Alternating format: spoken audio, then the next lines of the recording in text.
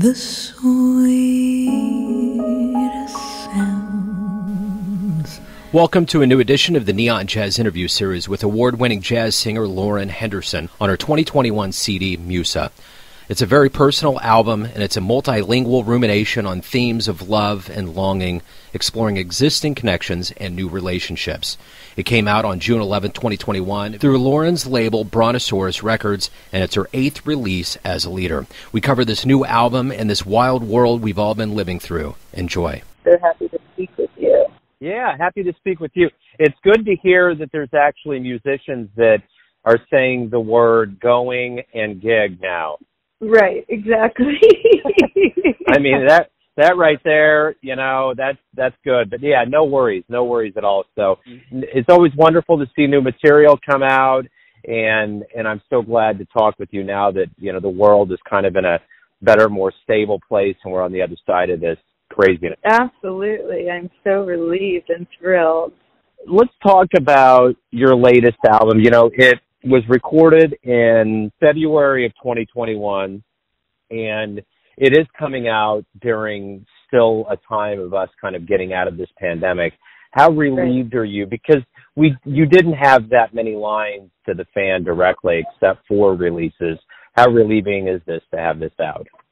It's so relieving. You know, I'm so grateful, as you mentioned, just to have the opportunity to perform again. And although it was, we were very reticent to go into the studio even in February because we didn't know what was going on and everybody was social distancing, but we came together and the experience was incredibly cathartic for all of us to make music and see our friends at a distance. I think the hardest part of making the music was just not being able to touch each other and embrace. Talk to me a little bit about the construction of this album. I know it's a deeply personal album. It's obviously on the heels of going through everything COVID-wise, getting recorded in February.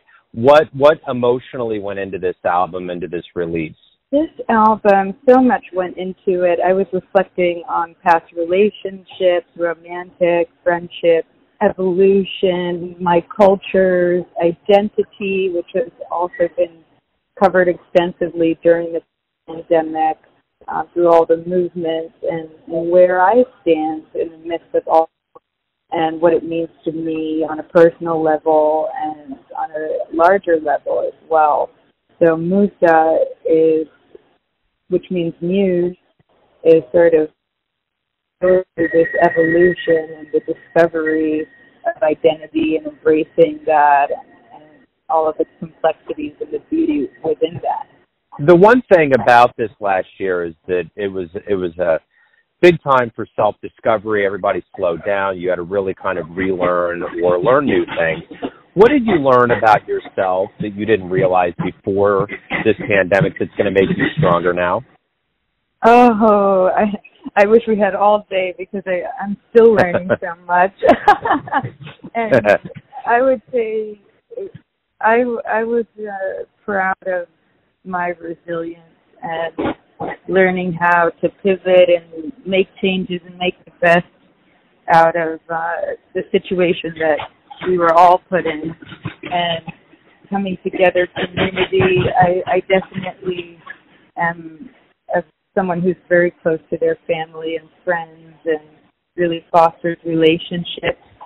But I can say that even more so, I really want to focus on the people in my life who have been instrumental in my growth and support and understanding music and art and really embracing and lifting that up and supporting it in different ways, and really just being sure to let the people in my life know how much I love and care about them. So ultimately, with all of the choices that people have musically, when the listener downloads or buys this album, what do you want them to get from this experience?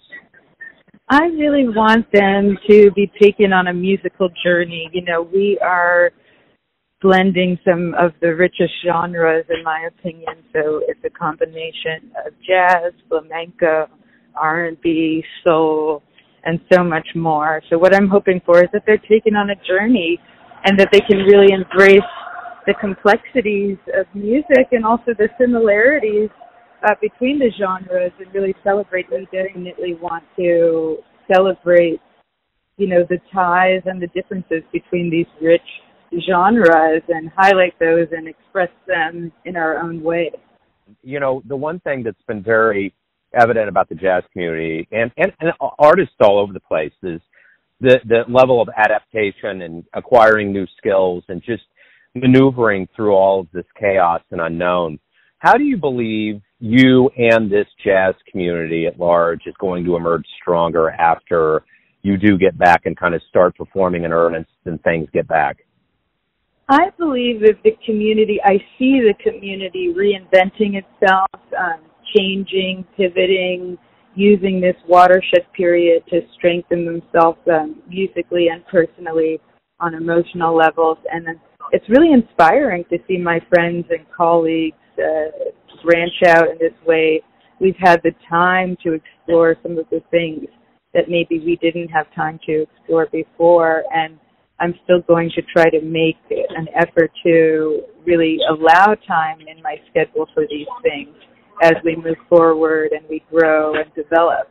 You already have been getting on stage, but when it happens at more of a regularity for the entire world of jazz music, what do you hope we all realize, both fan and musician, about the power of live music that we haven't had and missed for so long? I would say easily, and I've had a lot of time to reflect on different audiences and performances in different parts of the world, and I think performance is a two-way street.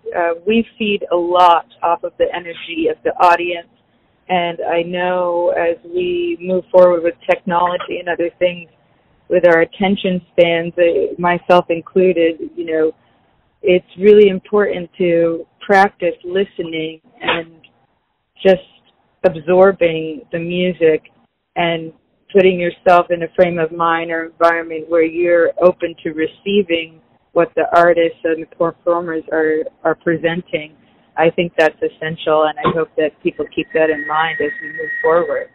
So I guess the very final question I have for you here, as you are getting into live gigs and you have a new album coming out, which is a wonderful time to do it, I would imagine, and it's warm and it's summer, how do you see your itinerary unfolding as we go forward into the rest of this year and beyond? Well, again, my apologies for this. Everything has been up in the air, so I think we have to be flexible. My travel plans today obviously got moved around, but here we are talking and celebrating music, and I'm so grateful for that. We just have to be flexible, all of us. And I think that's been probably something that's probably increased our overall resiliency. I think about the youth, like having two teenage kids, there's a level of them that are going to just have to understand that, things will be canceled and things have to be rearranged. And I think that this year probably has taught all of us that. Right, exactly. And, I'm getting ready to head to, I'm hoping that everything goes as planned, but if it doesn't, we'll make the best out of the time that we have. And that's whether I'm here in Boston or New York or anywhere. Lauren, hey, thank you for taking some time out. Good luck on the trip back and through all the cancellations and all of that. And good luck with everything. Good luck with the album and the return to the stage. Thank you so much, and we value you so much. Thanks for listening and tuning into another Neon Jazz interview, where we give you a bit of insight into the finest singers in New York City, Kansas City, and spots all over the world, giving fans all that jazz. Thanks to Lauren for her time, music, and story. If you want to hear more interviews, go to Famous Interviews with Joe Domino in the iTunes Store. Visit neonjazz at youtube.com, and for everything Neon Jazz all the time, go to the neonjazz.blogspot.com. Until next time, enjoy the jazz, my friends. Somewhere for me.